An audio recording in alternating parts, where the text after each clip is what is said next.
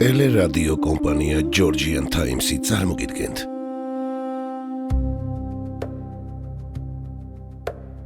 საქართველოს ისტორიის გაკვეთილები.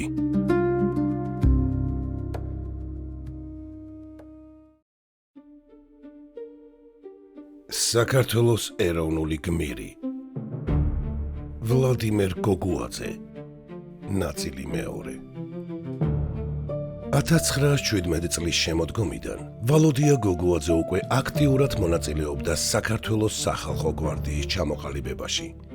მიუხედავად იმისა, რომ მძიმე ჭრილობის გამო ჯერ კიდევ სრულად არ იყო გამოჯანმრთელებული, ქვეყნის წინაშე არსებული საფრთხე მისთვის პირად კივილზე მნიშვნელოვანი აღმოჩნდა.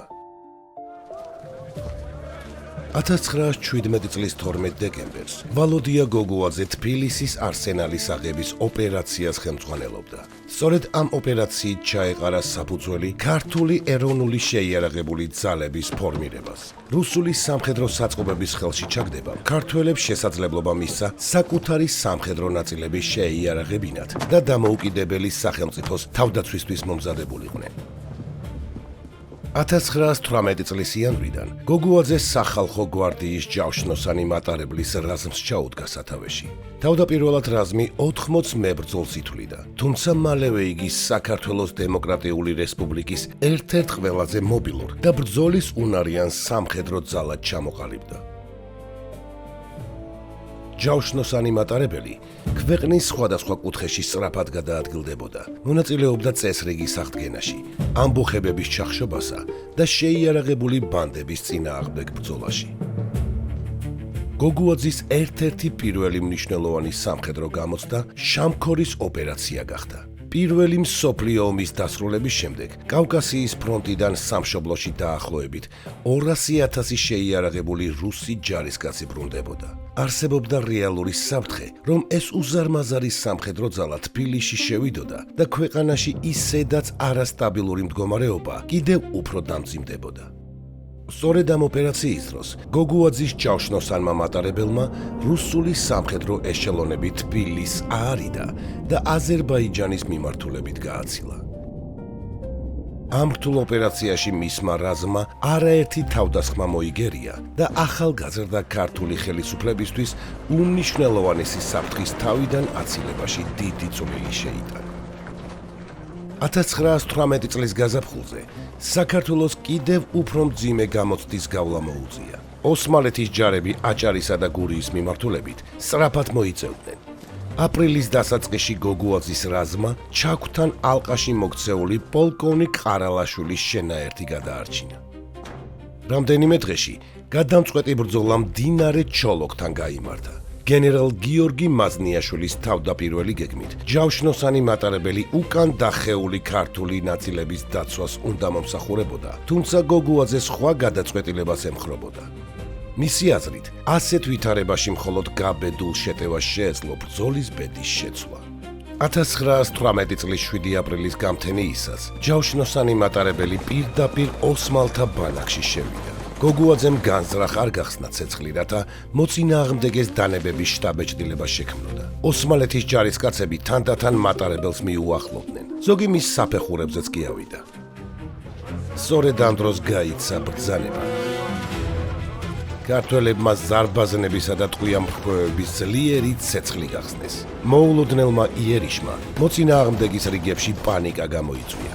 ერთსაათიანი ბრძოლის შემდეგ ოსმალეთის ძირითადი ძალები მძიმე დანაკარგებით უკან დაიხიეს. მიუხედავად იმისა, რომ შეტაკების დროს ჯავშნოსნის ერთ-ერთი ვაგონი ლიანდაგიდან გადავარდა, ქართველებმა ინიციატივა არ დათმეს და ბრძოლა გამარჯვებით დაასრულეს. ჩოლოქთან მოპოვებულმა წარმატებამ დასავლეთ საქართველოში ოსმალეთის წინსვლა შეაჩერა და საქართველოს მნიშვნელოვანი დრო მოუგო.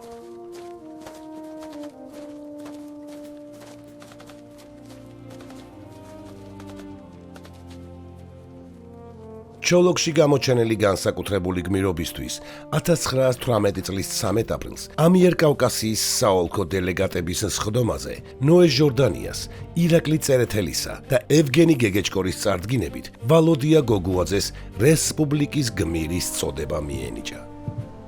პირველი რესპუბლიკის არსებობის განმავლობაში ეს წოდება აღარავის მიუღია.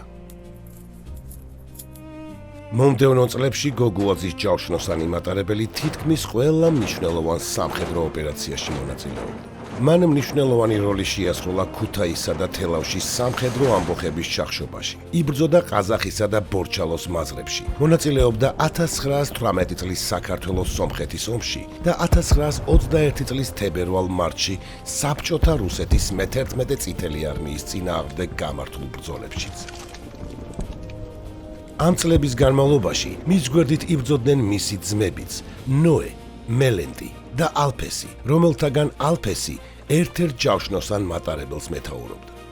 1921 წლის მარტში, როდესაც საქართველოს დემოკრატიული რესპუბლიკის ბედი უკვე გადაწყვეტილი ჩანდა, ვალოდია გოგუაძემ ნიგუეთიდან მთავრობის თავმჯდომარეს ნოე ჟორდანიას დეპეშა გაუგზავნა. ჯავშნოსანი მატარებლის რაზმის სახელით იგი ფიცდებდა, რომ სამშობლოს დასაცავად უკანასკნელ სისხლის წვეთამდე იბრძოლებდა. ეს სიტყვები მისი ცხოვრების მთავარი პრინციპის გამოხატულებად იქცა. საბჭოთა რუსეთთან ბრძოლაში გოგუაძემ მძიმედ დაიჭრა. თანამებრძოლეებმა იგი სტამბოლში გადაიყვანეს, სადაც ფრანგულ ჰოსპიტალში მკურნალობდა. სამშობლოში დაბრუნების იმედი თანდათან ქრებოდა და 1923 წელს ისინი რუმინეთისა და პოლონეთის გავლით საფრანგეთში, ლევილის ქართულ მამულში დასახლდნენ. ემიგრაციაშიც ვალოდია გოგუაძე საქართველოს სამსახურს არ განშორებია. იგი იყო საქართველოს სოციალ-დემოკრატიული პარტიის საზღვარგარეთის ბიუროსა და საფრანგეთის ქართული სათვისტომოს აქტიური წევრი.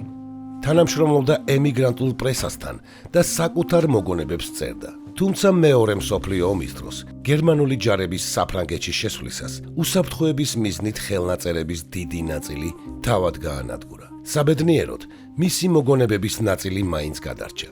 მოგვიანებით ისინი მეუღლემ, ნამეტია ბერძენიშვილმა გამოსაცემად მოამზადა და 1963 წელს პარიზში ქართულ ენაზე გამოქვეყნდა.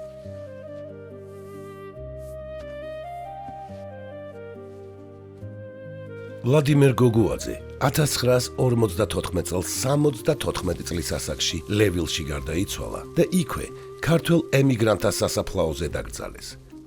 თუმცა მისმა ცხოვრებამ ქართული სამხედრო ისტორიის ერთ-ერთი გამორჩეული ფურცელი შექმნა. გლეხის ოჯახში დაბადებული ბიჭი, რომელმაც ბავშვობა მძიმე შრომაში გაატარა, მოგვიანებით დამოუკიდებელი საქართველოს ერთ-ერთ ყველაზე სახელგანთქმულ სამხედრო მეთაურად იქცა. მისი ბრძოლა არ დასრულებულა არც დამარცხებით და არც ემიგრაციით. იგი ისტორიულ მეხსიერებაში დარჩა, როგორც საქართველოს პირველი დემოკრატიული რესპუბლიკის ერთ-ერთი ყველაზე გამორჩეული სამხედრო მოღვაწე.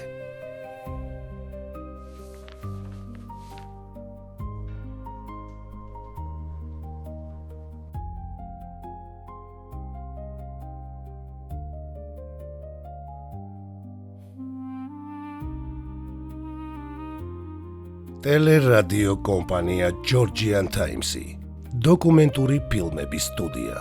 გადაცემაზე მუშაობდნენ დამდგმელი რეჟისორი, პროდიუსერი, იდეის ავტორი მალხაზ გულაშვილი, სცენარის ავტორი, მონტაჟის რეჟისორი, ხმის რეჟისორი მირზა ცხოიძე. გახმოვანება ლაშა მურჯიგნელი.